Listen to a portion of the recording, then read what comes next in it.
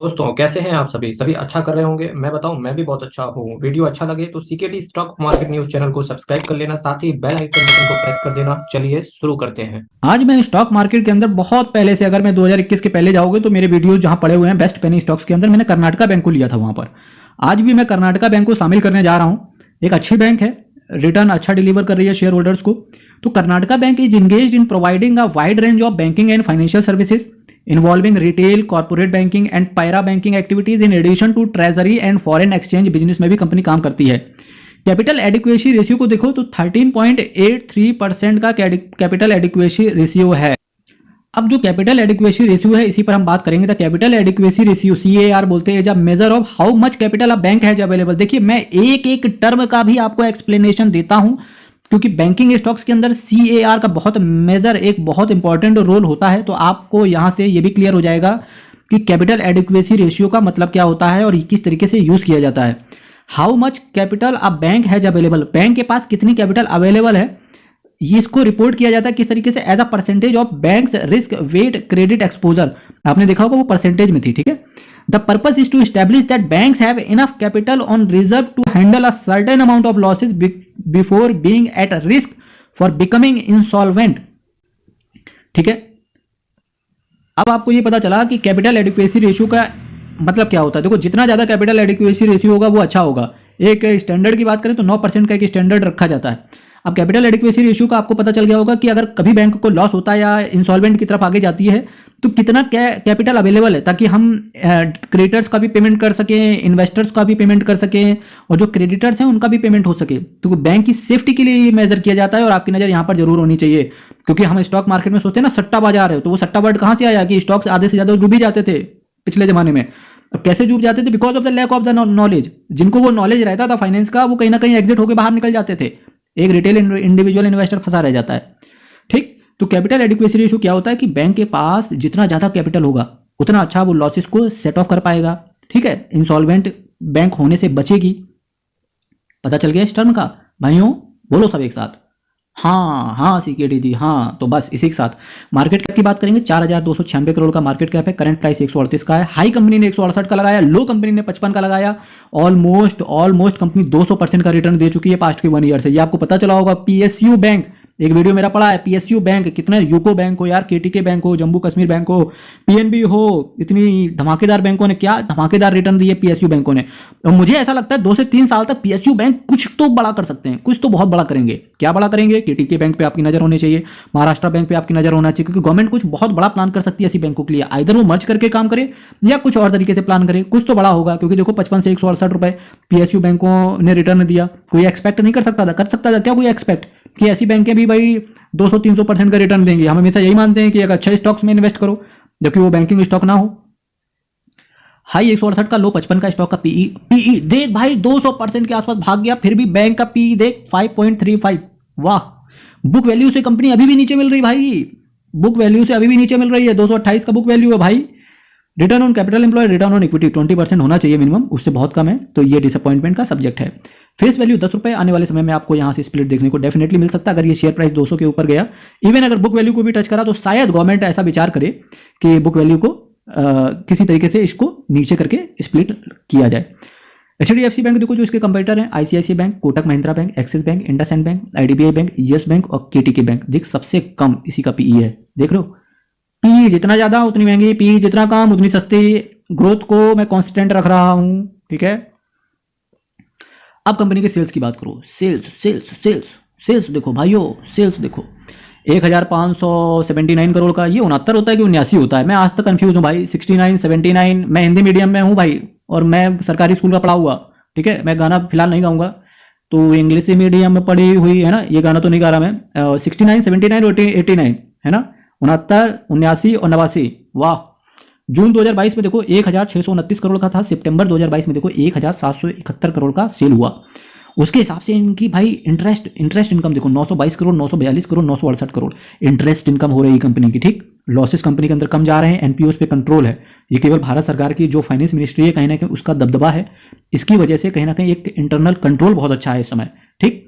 Expense ratio क्या है? 629 करोड़, 770 करोड़ और 471 करोड़। खर्चे कम हो गए कंपनी के भाई। एम्प्लॉय कॉस्ट लग रही है केवल कंपनी के अंदर 10%, उसके बाद 14%, बाकी सारा तो कंपनी का पैसा है भाई। तो डेफिनेटली पीएसयू बैंक कुछ बड़ा कर सकते हैं, आपकी नज़र यहाँ पर भी होनी चाहिए पीएसयू बैंक के अंदर, ठीक है। नेट प्रॉफिट की बात करेंगे 130 करोड़, 114 करोड़ और फिर देख 412 करोड़, सीधा सीधा सितंबर क्वार्टर में 412 करोड़। दिसंबर क्वार्टर के रिजल्ट देखना भाई अगर आपके पास ये शेयर है तो, क्योंकि अगर 400 से सीधा 800 हुआ तो आपका प्राइस सीधे सीधे 150, 168 से सीधा सीधा जाएगा 320, 340, ठीक है। अर्निंग पर शेयर देख भाई 3 से सीधे 13, अगर भाई 13 से 130 हो गया है ईपीएस, ऐसा नहीं होगा 13 से 130 नहीं होगा, अगर 13 से ये 20 के आसपास भी गया अर्निंग पर शेयर तो डेफिनेटली शेयर प्राइस बहुत ऊपर जा सकता है। एनपीएस देखो, एनपीएस कंपनी के कम हो रहे हैं, नेट एनपीएस भी कंपनी के कम हो रहे हैं, ठीक है। आपकी नज़र यहाँ होनी चाहिए, ठीक है। बहुत अच्छे से फंडामेंटल्स पढ़ना होता है, मैं आपके लिए इन डेप्थ एनालिसिस करता हूँ फंडामेंटल्स का। मैं हर पॉइंट सोचता हूँ कि हर रेलिवेंट पॉइंट को डिस्कस किया जाए यहाँ पर, क्योंकि अगर ऐसा होता है तो ये आपके सामने मैं कर्नाटका बैंक दिखा रहा हूँ, आप सेम कैटेगरी में महाराष्ट्र बैंक को भी देख पाएंगे, फिर पीएनबी को भी फिर आप देख पाएंगे, ठीक है, एसबीआई को भी फिर आप देख पाएंगे, ठीक। तो ये मेरा मोटिव रहता है। हालांकि सबके ऊपर मैं इन डेप्थ एनालिसिस करता हूँ, रात को 8:30 बजे मैं एक शेयर का इन डेप्थ एनालिसिस करता हूँ और दिन में 3:30 बजे एक म्यूचुअल फंड का इन डेप्थ एनालिसिस करता हूँ। ऑल इन ऑल सब कवर।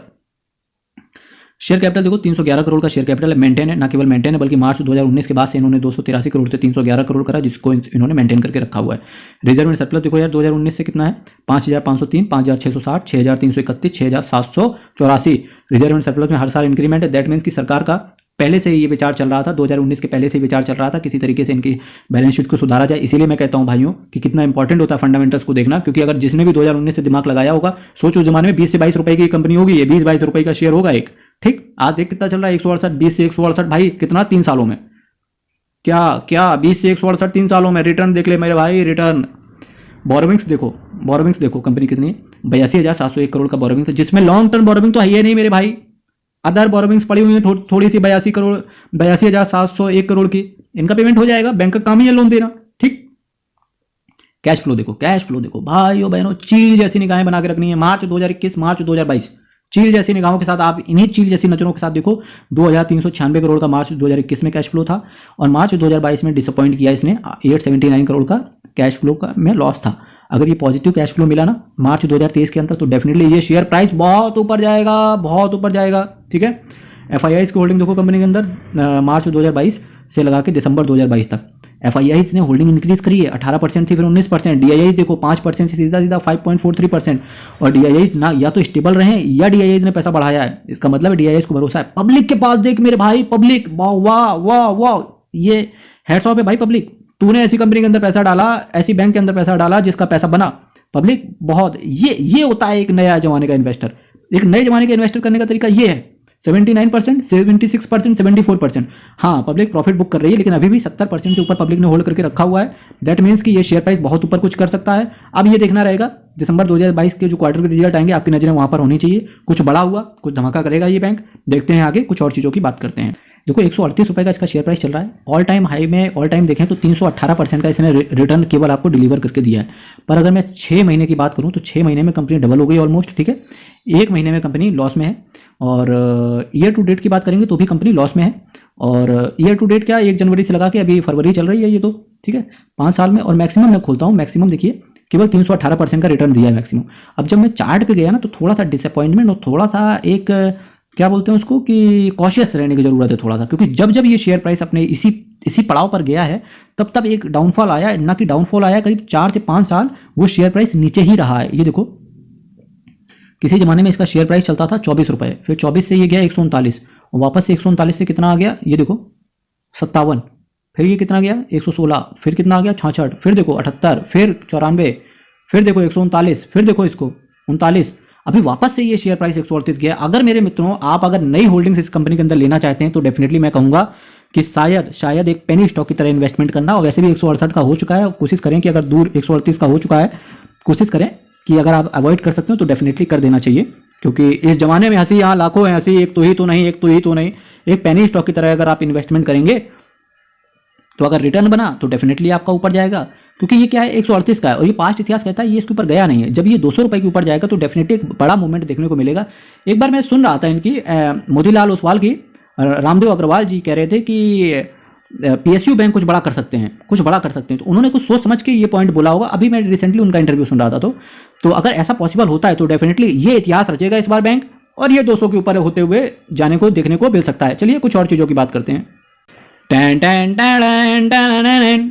मैंने ये क्यों बजाया ट्यून, क्योंकि देखो 49% के हिसाब से इस कंपनी के अंदर डिलीवरी उठाई जा रही है और आपके सामने 12,46,243 क्वांटिटी टोटल ट्रेड हुई, जिनमें से 6,16,065 क्वांटिटी की डिलीवरी उठाई गई और जो डिलीवरी का परसेंटेज रहा ऑलमोस्ट 50% के आसपास रहा। पब्लिक लेती जा रही है जैसे गिर रहा है स्टॉक। अच्छी बात है भाई, अच्छी। अगर ये सारी चीजें, फंडामेंटल स्ट्रॉन्ग है, बिजनेस अच्छा है, बैंक ने अच्छा परफॉर्मेंस दिया है और आने वाले समय में बैंक आउट परफॉर्म और कर सकते हैं, स्पेशली पीएसयू बैंक, तो डेफिनेटली ऐसे शेयर होल्डर्स जो कि एक्यूमुलेशन पे बिलीव कर रहे हैं, ना कि स्टॉक को बेच के बाहर बैठने के लिए, तो उनको कुछ ना कुछ रिवॉर्ड ये स्टॉक देके जाएगा।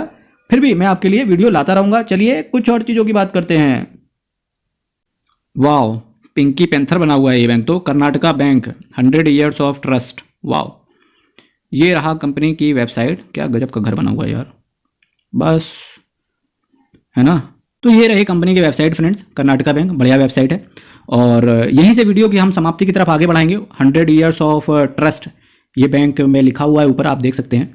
तो आज यहाँ से इस वीडियो का इन डेप्थ एनालिसिस खत्म होता है। कल फिर मैं एक नए स्टॉक की चर्चा करूंगा आपके सभी के सामने। अभी तक अगर आपने चैनल सब्सक्राइब नहीं किया है तो डेफिनेटली करना चाहिए, बहुत ज़्यादा मोटिवेशन मिलता है आपके लिए और अच्छा कंटेंट लाने का। थैंक्स इन एडवांस और बहुत बहुत धन्यवाद। ख्याल रखें अपना। और मैं चाहूँगा कि 1000 सब्सक्राइबर का जो इस चैनल का मिशन चल रहा है, आप फाइनली वो दीवार गिराएं इस चैनल को, इस वीडियो को शेयर करके और चैनल को सब्सक्राइब करके। भारत माता की जय। बहुत बहुत धन्यवाद।